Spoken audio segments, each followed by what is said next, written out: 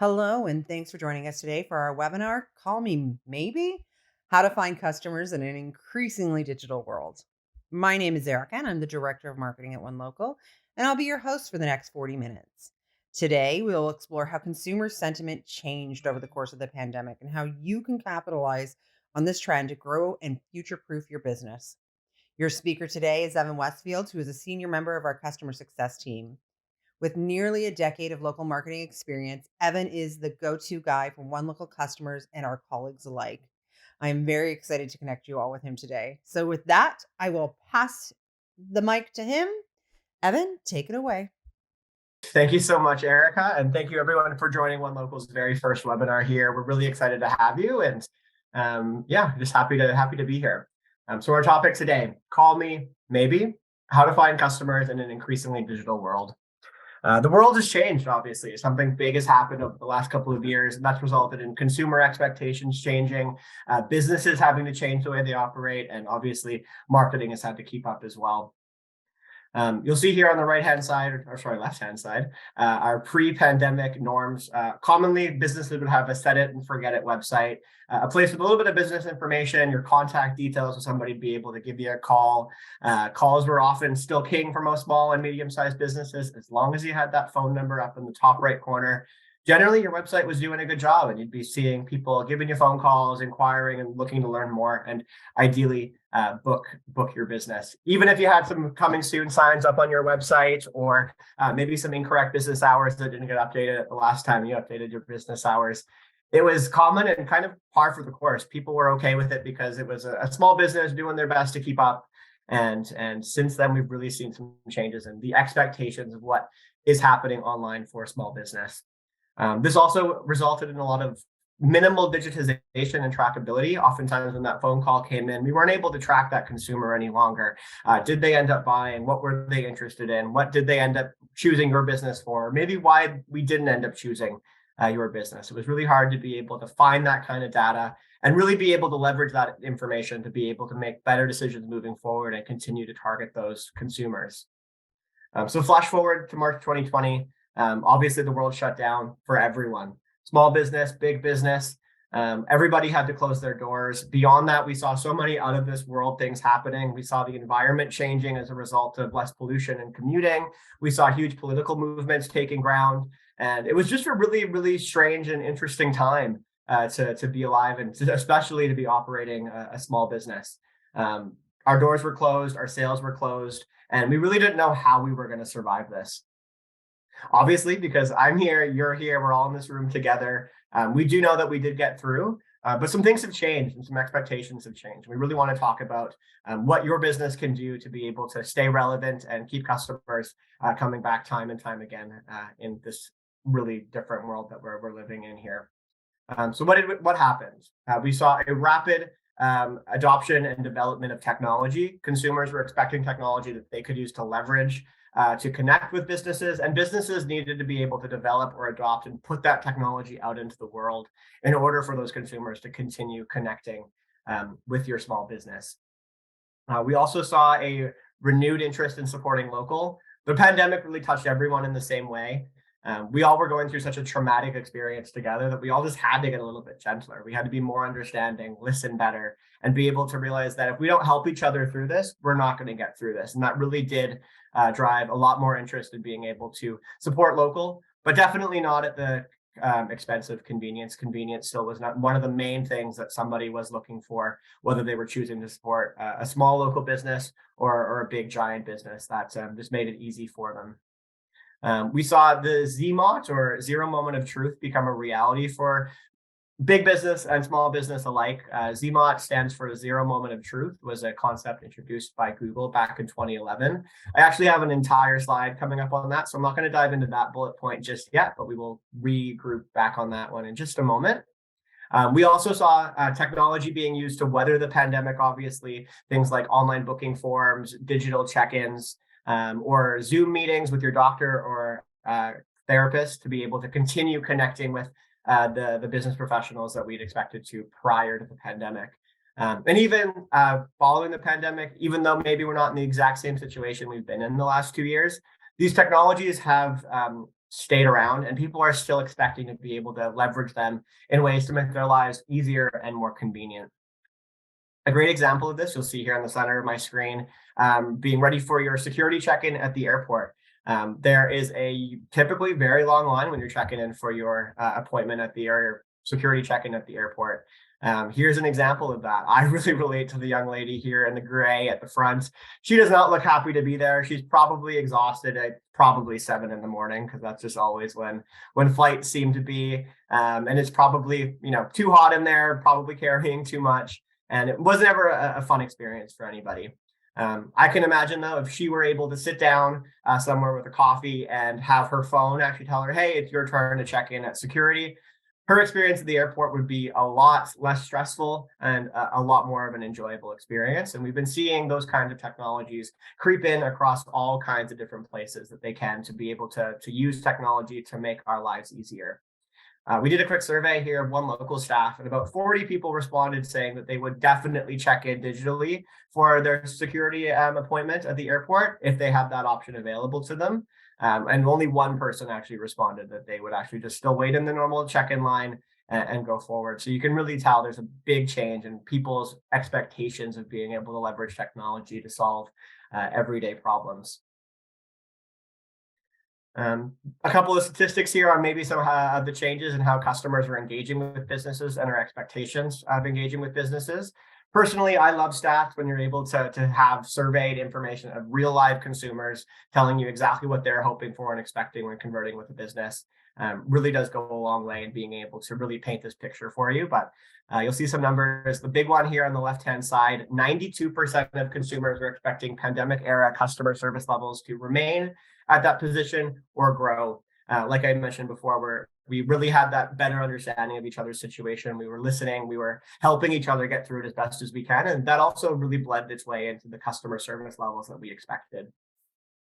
78% of consumers or customers have used multiple channels to start and complete a transaction, whether that might be from their mobile device on their browser, their desktop. Maybe they texted your business, maybe they called, emailed, all kinds of ways that they can connect with a business. But having a seamless experience across those multiple channels and making sure information that's been collected across all these stages is at the fingertips, at the ready for those business professionals, really has proved its worth really for consumers to be able to connect with your business in multiple ways and have that seamless experience across the board. 83% of customers expect to be able to interact with someone immediately when they contact a company. That's that instant gratification that we've all really gotten used to in the smartphone age. Everything's at the click of a button and you can get it right away. But if you can't get it right away, we're jumping back to the source of information where I can find somebody who does get back to me right away, whether that's a real live interaction with a human being, or maybe it's some technology that is getting me the information that I'm looking for. The main point that I'm getting across here is that people want to interact immediately and they want to get the information they're looking for now. We also saw a big shift in the Canadian population, where 32% of people made their very first purchase during the pandemic, and they loved the convenience of it. They realized how easy it was, that the internet isn't this big scary thing that a lot of people up until recent years have thought, but it's just a way that we're connecting better and making things more convenient for everyone. The two here at the bottom really do just paint a picture of hope. For me, at least, you can see that 76% of people have made a point to shop locally. If they can get their needs served by a local business that's just trying to get by and support their family and then grow their community, people are much more excited to be able to support a business like that, but not at the cost of convenience. And that's what my second point here at the bottom is speaking to. 68% say that they would buy more if they can do it online. But if they're not able to do it online and they're not able to connect with a company locally, they're still going with the bigger box stores or providers who can serve them in the most convenient way. I know for me, post-pandemic, I'm working full-time from home. When I was choosing businesses to work with, whether it was a dentist to go and get my teeth cleaned, a haircut to go and make sure I don't look so raggedy every day, I'd be choosing businesses that were on my commute, on my way to work, so it was convenient and easy for me. But now that I'm home full time, generally I'm looking online or I'm looking at people nearby in my immediate area where I live. But there's more opportunities for me to be able to connect with businesses online. And if I'm able to do that without even leaving my own home, that's exactly what I want to be able to do. Okay. So a look at the pandemic path to purchase and really how things have changed when people are expecting to engage with you online. You'll see I've got 4 columns broken down between pre and post pandemic with pretty well the same exact steps. We've got a website with clear call to actions along the top where somebody is able to find you online and engage in their preferred method at the time, being phone calls. Generally, people would pick up the phone and call you.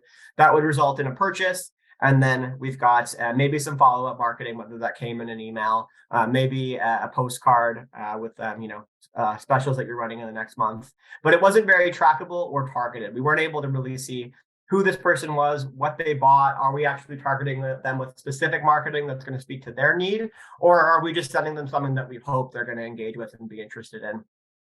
Data really does go a long way in helping us personalize and specialize our outreach to be able to continue serving customers and making them happier and happier after every engagement that we have. So post-pandemic, you'll see pretty well the same stuff. Beyond that, though, we're looking at websites designed specifically for local conversion. We're looking at being able to engage with a business in any of the preferred methods that they might have and having that actually be trackable as well.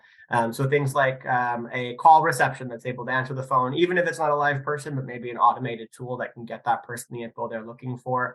An online booking link, links to directions, maybe a frequently asked question page to be able to solve common problems, or even real-time website chat, or even SMS text. I know for me, I much prefer text over email these days. If I can text with a business, that makes my life so much easier. And I'm also replying a lot faster than I am via email. So it just makes my life a lot easier.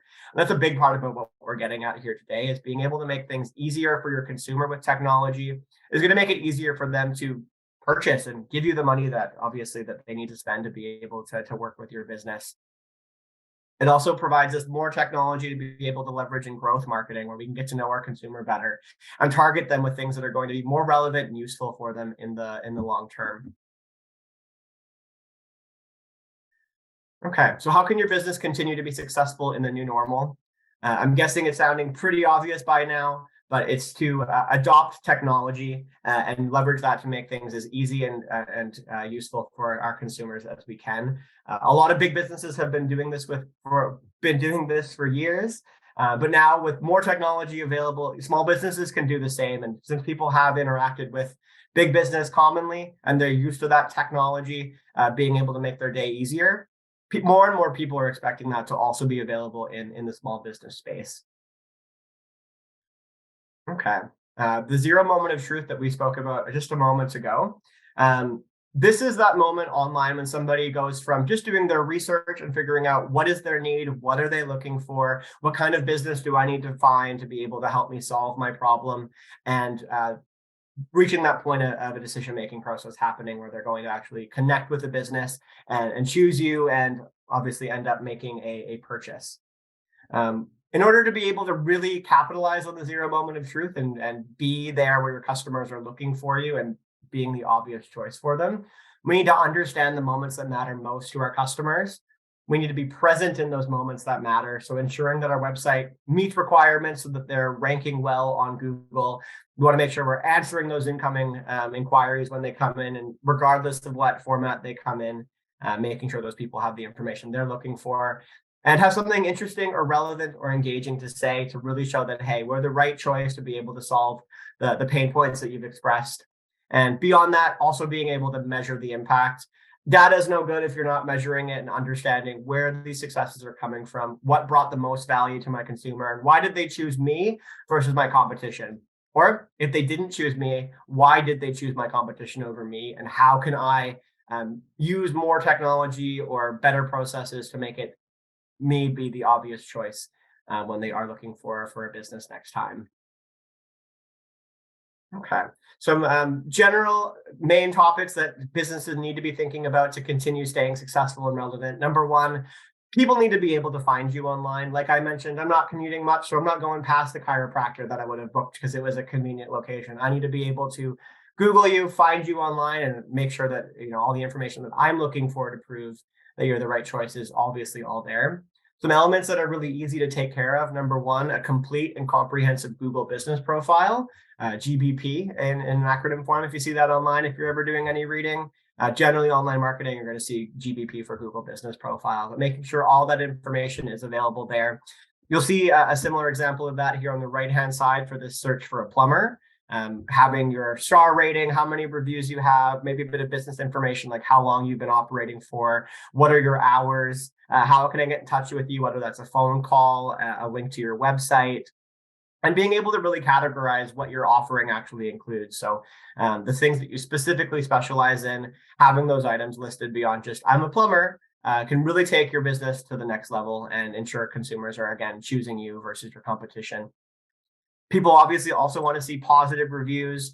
Reviews go a very long way in proving that you are the best choice for consumers in your local area. When you've got lots of people saying great things about you, consumers actually will trust a positive review just as much as they're going to trust a recommendation from a close friend or family member. So being able to really keep lots of reviews coming in with positive feedback on a regular basis really goes a long way.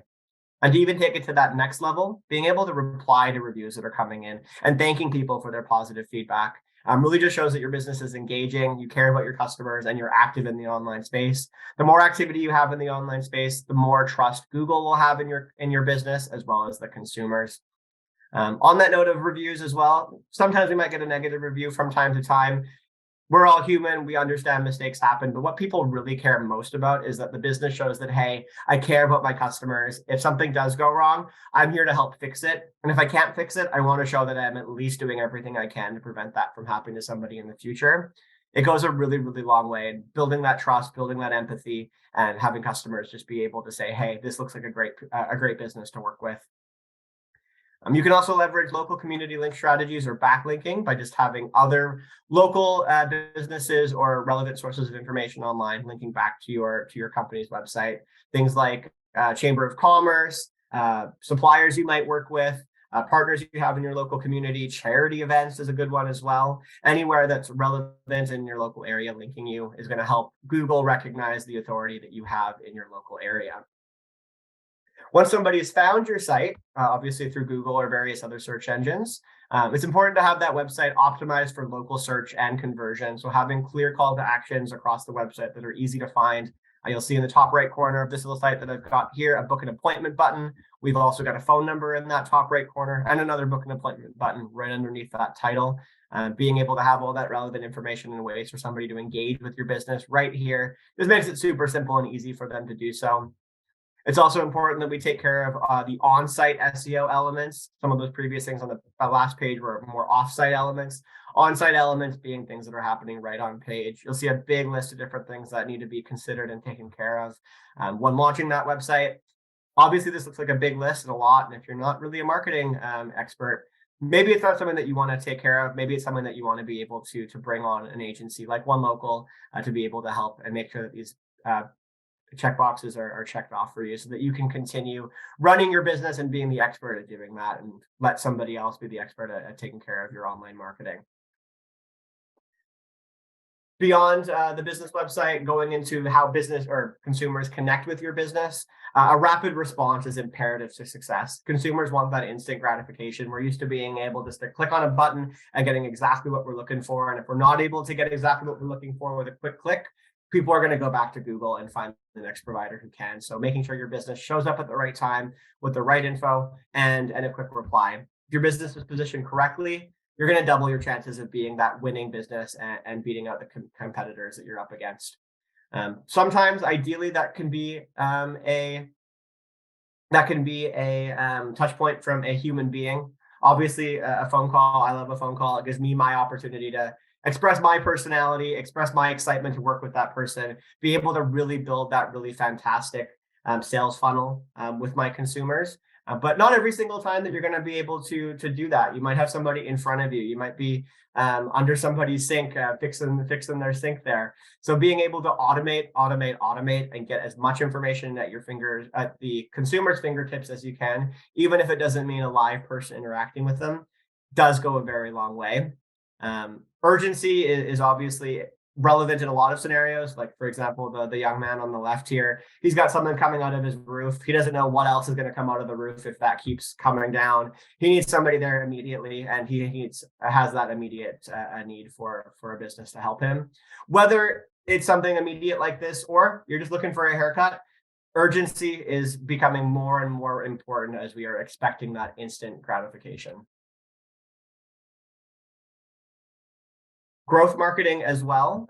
One of the latter elements in that customer engagement flow chart we looked at a moment ago. Growth marketing is going to help you save on your customer acquisition cost, as well as maximize that customer lifetime value. Couple more stats here, but existing customers that you've already served are 12 times more likely to buy than a new customer is. So if you're able to keep happy customers coming time and time again, you're going to have a much higher conversion rate being able to bring those individuals in than finding somebody brand new. New acquisitions are going to cost up to 25% more than retaining an existing one. So every time you have to find a brand new customer to fill your bookings, it would have been a lot cheaper if you were able to find a way to leverage the data you have on your existing customers and send them something that's going to excite them, that's relevant to them, and being able to obviously capture that existing business time and time again. Happy customers and existing businesses can also do a lot of value in referral programs. Leads from referral programs often deliver 16% more lifetime value than leads from other online channels. So being able to, again, keep people around a lot longer and maybe even spending a bit more money with you. We're also seeing that customers from referral programs have a 37% higher retention rate. So actually being able to keep them around longer and returning time and time again. Being able to target them properly and getting them to bring in family and friends is just going to be a great way to continue to grow your business and really help you save that cost. Okay. So beyond some tangible items that you can actually use, like growth marketing, fast response across all conversion channels, websites built for local conversion and SEO, and a strong off-page SEO strategy. Some tips and tricks that I have to continue to win in this new normal. Continue to maintain, grow, and optimize the technology that you provide to continue giving those consumers richer customer experiences, being able to leverage what you know about them and send them things that are going to be interesting and relevant to them time and time again will go a very long way. But what I would recommend, because this was a big list of things, try not to take on too much all at once. Prioritize everything that's going to give you the most value, bring the most impact to your happiest customers, and take it one step at a time. Whether that's taking one tool at a time, one new technology subscription at a time, or working with an organization that can help you accomplish it with the expertise of marketing experts is really going to help you make sure that your priorities are in check and your consumers are being taken care of. Some industries also experienced a pandemic boom. I know a lot of people who, when we were spending so much more time at home, ended up deciding, hey, I need to upgrade my space. I'm not going to bars and restaurants or other places to meet up with friends and family. I'm just sitting at home a lot. So we saw a lot of businesses in the home renovation space be able to really have that pandemic boom.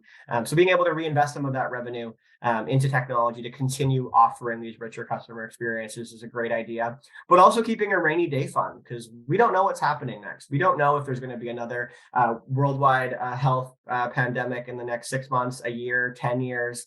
We know it has happened to us. We know it could happen again. But even beyond that, other economic downturns are also becoming more and more obvious to us in today's age. So being able to build up your positioning and reputation now to be able to weather that predicted economic recession is going to help us continue to future-proof your business and make sure small business is around for the long term. We want to make sure that these small businesses that are really the heart of our community are not going anywhere, and that we continue to show North America, Canada, the United States, anywhere that you might be, really cares about small business. And that is definitely something we want to continue to support. And that's really, I would say, one of the biggest drivers behind why One Local does what One Local does. But to continue helping the little guy compete with big business. There's my tips and tricks. I'm going to pass things back over to Erica to talk a little bit more about what One Local specifically has in our offering set and what you can do to level up your business and future-proof yourself to continue offering those rich experiences to consumers time and time again. Erica? Thanks, Evan. Since we have a mix of customers and prospects on this call, I just wanted to make sure everyone understood exactly what it is we do at One Local. Our goal at One Local is to revolutionize small business marketing and provide you with all the tools and marketing expertise you need to grow your business. Our proprietary technology and processes speed up repetitive tasks on the back end so that we can deliver full stack, fully managed, done for you marketing at super low subscription prices.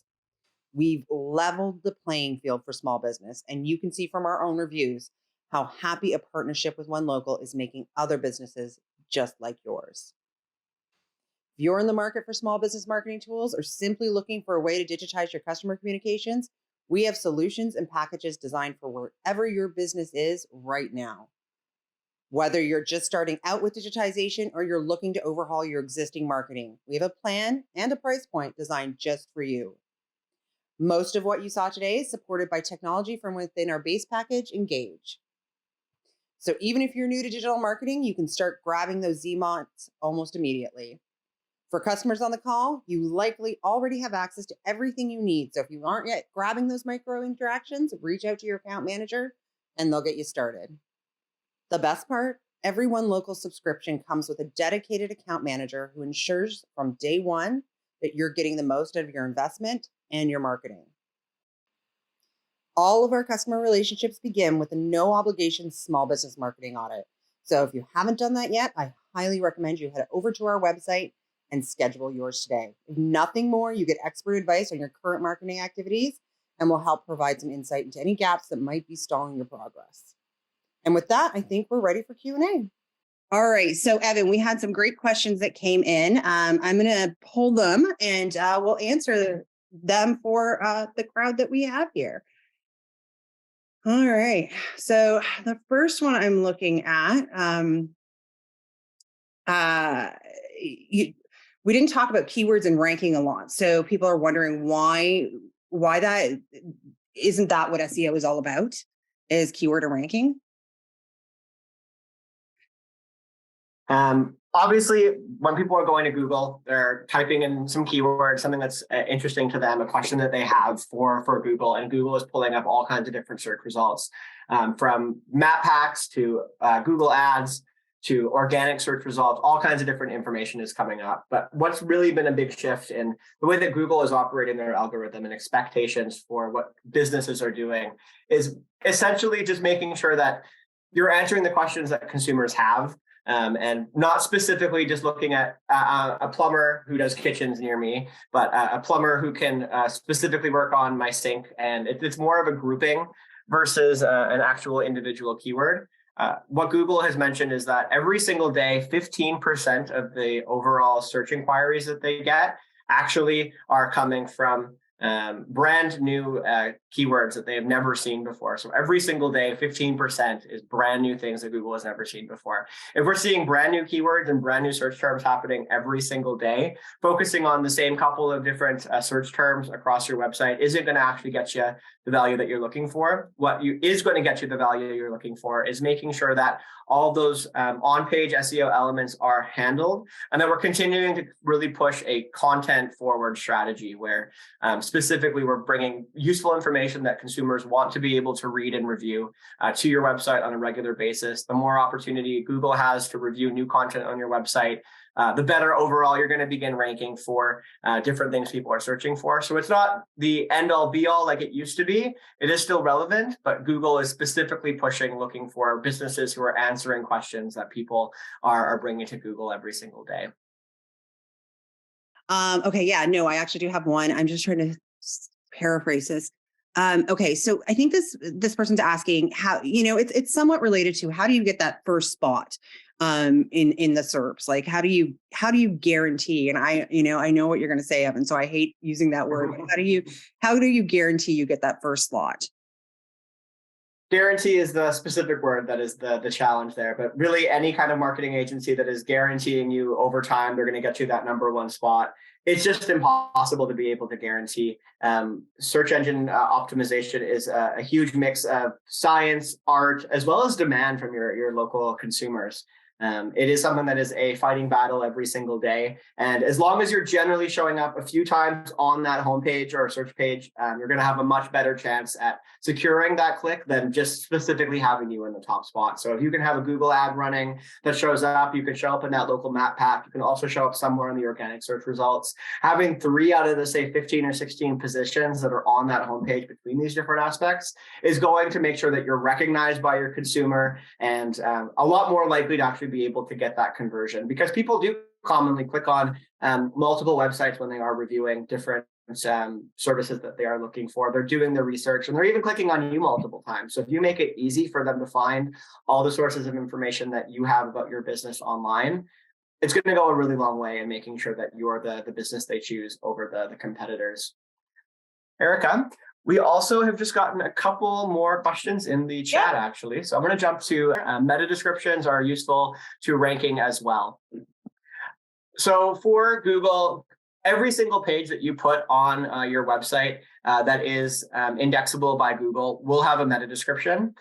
Generally, if you haven't created your own, Google is going to actually pull a snippet of text right from your page and add that into the meta description that shows up on the search engine result page. So you've got the title of the page that you're looking at, the URL, and then that bit of text underneath is the meta description. Meta descriptions aren't necessarily always going to be something that helps with ranking, but it does definitely help in the consumer decision-making process. If the query that they've asked is being answered in that bit of meta description that's underneath your link, is answering that, you're obviously going to be somebody that they're looking and paying attention to. So might not get you to the top of Google, but once you are at the top of Google, it does really impact the way that people decide, who am I going to click on? If my question is being answered in that meta description, there's a much, much, much higher chance they're clicking on you versus your competition. All right. Yeah. We also have more of a comment fan. I will read it. Who has been with One Local for a year and really likes my rep. We get that a lot. Our reps and our AEs, our account managers, are exceptional. And has one of the elders in the office. I will say their energy is infectious. So yeah, they've got a lot of great ideas, and they're a really great resource to have. And it's not one that you get with most other companies. All right, we have another question. And I think this might actually be Jeff Evan. Is GDP the same as GMB? Is GBP the same as GMB? Yeah. Essentially, yes. However, GBP is our new acronym. Google has actually changed the way that they're describing it. GMB stood for Google My Business, and now it's Google Business Profile. So essentially the same exact thing. Google has changed that across the board, though. So if you're ever seeing GMB on a blog somewhere, that is a little bit outdated. It is GBP now. Okay, and I have another one about GBP. How can I optimize my GBP for the local market? Absolutely. So there's kind of two different categories of businesses that you're going to find locally on Google Business Profiles. One where you've got a physical location that people are physically coming into to visit you. So like your dentist, your hair salon, your RMT, et cetera. And you've also got the other side of it where businesses are actually traveling to you. So that might be your plumber, your home renovator, your landscaper, or any other businesses that operate and bring their service to you.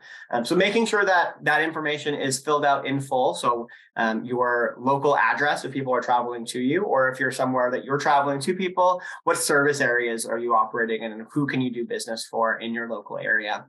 Beyond that, Google Business Profile makes it super easy to be able to provide all the other information that it's looking for. It has specific fields and lots of helpful information and telling you what it's looking for. So the types of services that you offer, your hours, your website, an actual direct link to your booking page. You can start conversations with your business on Google. You can call directly from Google. You can get directions to where this business is located. So filling all that in and making sure it's up to date on a regular basis. If you have any changes to your business, popping in there and making those updates definitely goes a long way. And a nice part about the One Local subscription, anybody who is involved, whether you're on the Engage package at the lower tier or a Dominate package at the higher tier, we help you manage that Google Business Profile, making sure it's completely filled out with Google's expectations so that you have a better chance in showing up in those moments that your consumers need you. All right. I think we've got two more new questions. Hold on. Just asked, how do I stop the other marketing people from looking at my website and trying to get me to go with them? If I knew the answer to that, I would be a much more successful businesswoman. I don't know that there's any way you can do to stop that. But if you want to forward your phone line over to me, I can tell them you're not interested, Brian. A quick comment on that. Honestly, no matter how well your business is performing, you're probably going to end, even if your business is performing really well and people are finding you easily, you're probably going to get more marketing people reaching out saying, hey, I noticed this, I noticed that. Have you thought about this? Regardless, they're oftentimes not actually even looking and telling you real things that they're seeing about their website. Yeah. It's often a template that they're reaching out, hoping to scare you that your marketing isn't doing what it needs to do. Mm-hmm. That being said, having somebody in your ear evaluating what's going on and giving you extra tips and tricks is never a bad thing. It's always a good idea to be able to evaluate, are you at the right spot? Are you doing the right things? And just because somebody's in there whispering in your ear, asking you questions and telling you stuff, doesn't mean you're in the wrong spot, but it's a good opportunity to be able to reevaluate. And that might even mean that, hey, maybe we need to look at more things, because One Local does a lot. We don't have everything under the sun just yet. We're working on getting everything under the sun under that marketing tool belt to be available for our customers. But sometimes you might find something unique and awesome that could actually bring your offering to the next level. And a lot of that's going to be with One Local. And we hope that you're able to continue working with us. Yeah. And just, has a, I will run the defense on our customer base here. We do also, we're very nimble over at One Local. So if there's ever anything that you're looking for, always ask us first. It might be something that we're already having development, or, something we can pull together for you fairly quickly, within the context of your plan. Question about Google My Business. And you know what, this is actually an interesting question to me too, because I think it, is probably one that comes up a lot with when Google makes these name changes, as they will continue to do. I wish they would, maybe. The question is, using Google My Business pages for several locations for our company helps our visibility, ? Should they completely scrap GMB and replace with GBP, which I don't think is even possible. I think it's, it's one or the other and they're kind of the same. Evan, can you maybe give us some insight into that? Yeah, I don't think much really has changed between the two. And Google Business Profile, every Google My Business profile that you've had previously is now a Google Business Profile. Nothing really has changed, and I believe the setup. If I'm incorrect, maybe Jeff can correct me there. But Google should have made that process and change streamlined and easy for you. If you are not seeing Google Business Profile, maybe your browser might need an update. That couldn't possibly be it, but Google should have made that as seamless as possible, and nothing really for you to need to worry about updating. The main thing to make sure that's updated is just that we've got all of the information that is available about your business filled into the fields that Google Business provides. Yourself, whatever works best for you, Shauna, we'd love to hear from you.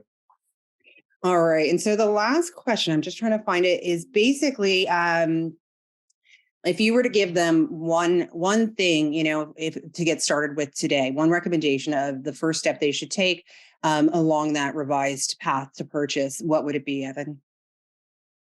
I would say making sure that every single option for a consumer to convert with your business being available, whether that's a live chat or text message, phone calls, online booking pages, inquiry forms to ask questions, a frequently asked question page to answer the common questions you get from your consumers. Mm-hmm. For me, when I'm looking at working with a new business, the first thing that I'm looking for, if I have questions, I want either a phone number to be able to call or a form I can fill out to ask that question with a quick response coming back. Or if I'm ready, I know exactly what I'm looking for, I want to be able to click onto an online booking page that says, hey, here's the times that we're available. When would you like to come in? Because it's, again, that instant gratification. I've got a busy day. If I'm going out to go and work with a business, I want to make sure that when I do get there, my appointment time is reserved for me and I'm not having to sit around waiting in a waiting room. So making sure that I'm able to book online, for me at least, is one of those big items. I know for my dad does not want to touch your online booker. He just wants to call and talk to a person.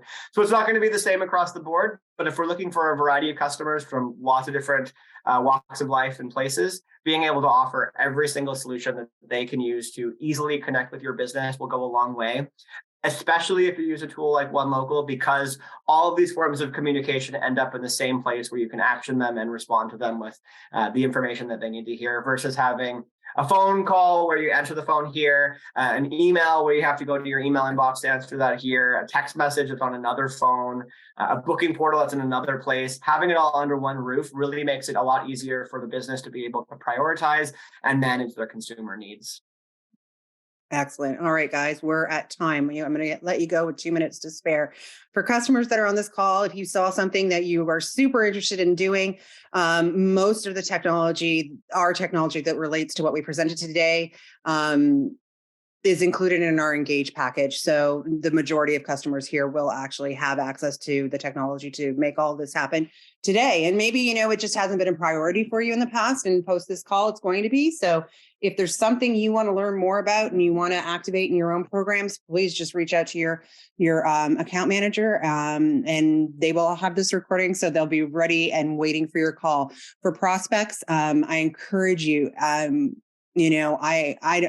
I work in marketing. There's no benefit to me personally to this, but I encourage you to sign up for one of those audits. It's 15 minutes with one of our marketing specialists, and they will in 15 minutes tell you where the holes are and what you need to start improving today, whether that is, becoming a one local customer, or, it's, doing it yourself on your own. That 15 minutes is invaluable, and where you can find all those answers. So with that, I will let you all go. Have a wonderful day, and thank you so much for joining us. We're going to be starting to do these more often. We're going to take December off just because, attendance doesn't seem to be great then, but we'll be back in January. And I believe Jeff, our local SEO expert, has promised me he will be my January speaker. So we'll see you all then in the new year, and keep it on, everyone. Have a great day.